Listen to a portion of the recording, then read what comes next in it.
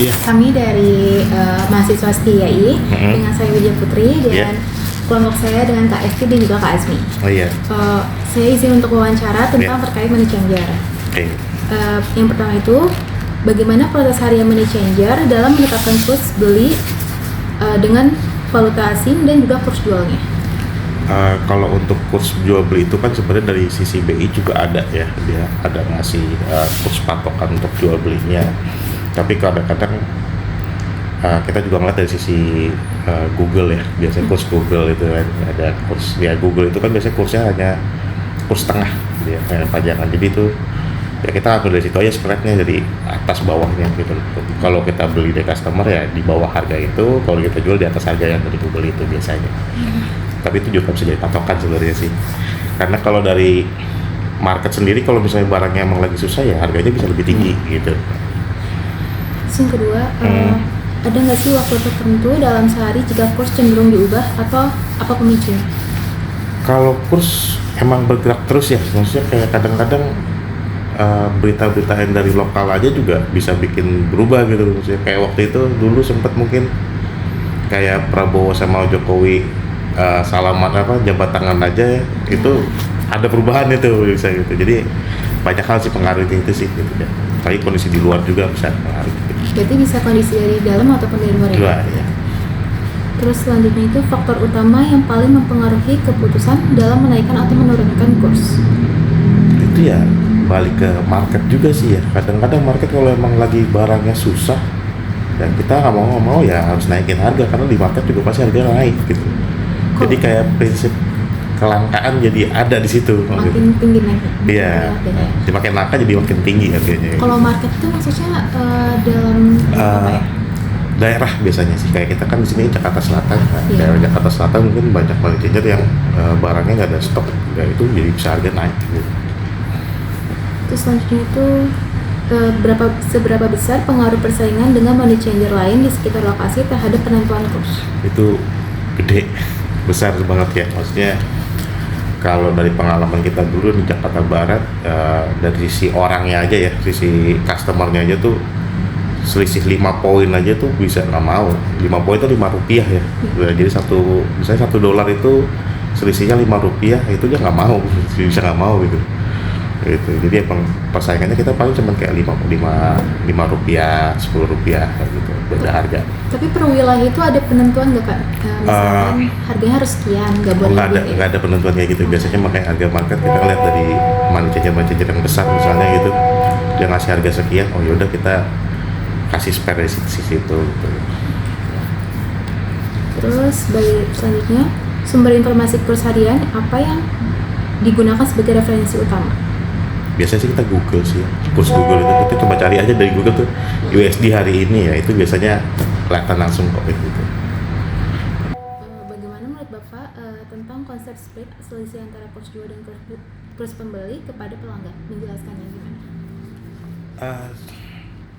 Konsep yang jual beli itu kan kalau ini kayak posisi dibalik ya, misalnya kalau Mbak punya falas itu Mbak mungkin menganggapnya jual, tapi sisi kita menganggapnya beli ya. Ya gitu, kita bilangnya kan beli ya, kita emang beli itu biasanya emang lebih rendah daripada jual gitu. Itu juga customer rata-rata udah pada ngerti sih ya, maksudnya kayak model emas aja kan juga ada harga jual harga beli ya gitu. Cuma paling menjelaskan sisi Mbak itu adalah di sisi ya transaksinya adalah beli, maksudnya kalau misalnya Mbak bawa falas ya kita transaksinya adalah beli gitu. Kalau saya tuh Bapak pengen beli falas, Bapak menjual ke saya. Iya, berarti saya pakai kurs yang jual. Posisinya kan dibalik gitu. Apakah spread yang diterapkan itu berbeda pada setiap mata uang, dan mata uang mana yang spreadnya paling besar ataupun kecil untuk saat ini? Spread itu kan kita nggak bisa ngambil patokan kayak model US, mungkin kayak harga jual atau harga beli itu mungkin kayak sekitar selisih 50 poin gitu kan. Kalau misalnya di USD mungkin ada sekitar selisih 100 poin atau apa gitu. Itu emang beda-beda dari setiap mata uang sih ya. Contoh kayak Vietnam Dong deh misalnya. Vietnam Dong itu kursnya cuma 0,00 sekian kita selisihnya. Iya kan, dia Vietnam Dong kursnya cuma 0,64 ya, paling 0,645 kayak gitu, paling selisihnya 0,00 gitu. Itu beda-beda sih untuk spreadnya, ada patokan berapa persen itu nggak ada. Kalau untuk di money changer ini yang paling sering dibeli atau paling sering terjual itu mata. Terus ya Singapura juga ada beberapa, Malaysia ya. Terus selanjutnya itu seberapa penting spread dalam menjaga profitabilitas dan operasional pada harian perusahaan? Penting banget sih karena emang labanya kita dari situ. Cuman kadang-kadang ada istilah kita ya udah kayak kerja bakti, kita dapat harga segitu. Misalnya kita dapat harga, ya kita bulatin aja ya. US kita dapat harga dari customer 16.000. Saat itu costnya turun. Ya mau nggak mau kita jual 16.000 juga. Gitu. Atau nggak emang karena turun ya kita jual jadi 15.990 gitu. Kita rugi 10 poin ya karena biar kita perputaran rupiah juga kan, nggak mungkin kita ngendepin duit terus-terusan gitu. Tapi pernah ini ngerugi nggak Pak? Ya pasti ada, jadi salah satu mata uang mungkin ada yang rugi, ada yang untung kayak gitu. Jadi kan kadang-kadang kurs itu kan nggak semuanya naik semua ya, jadi kadang-kadang kayak US naik, SGD-nya turun kayak gitu. Jadi mungkin ada yang kita kita rugi di satu mata uang, mungkin ada yang untung di mata uang lain gitu.